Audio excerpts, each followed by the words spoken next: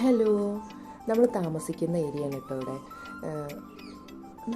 നല്ലൊരു സ്ഥലമാണ്.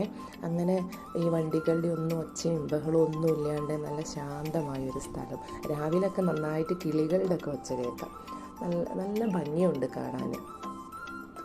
ഞാനും മോനും കൂടി വെറുതെ ഇങ്ങനെ നടക്കാൻ ഇറങ്ങിയതാണ്. ഇവിടെയൊക്കെ ഇങ്ങനെ അധികം എന്താ പറയുക, ഒത്തിരി സ്ഥലമൊന്നുമില്ല, ചെറിയൊരു സ്ഥലമാണ്.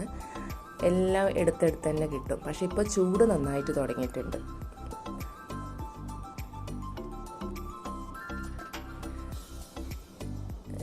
നമ്മൾ താമസിക്കുന്ന റൂമിൽ നിന്ന് ഒരു 5 മിനിറ്റ് ഇല്ല, അത്രയും അടുത്താണ് ക്യാൻറ്റീനും കഫറ്റേരിയയും പിന്നെ എല്ലാം.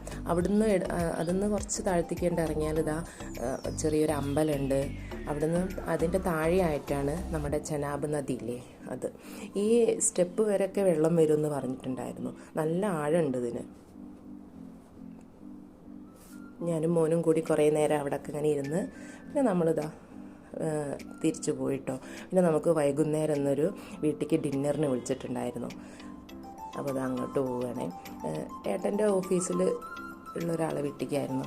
അവരവിടെ മറ്റേ ക്വാർട്ടറിൽ തന്നെ താമസിക്കുന്നത്. അവിടുന്ന് നമ്മൾ ഭക്ഷണമൊക്കെ കഴിച്ചു.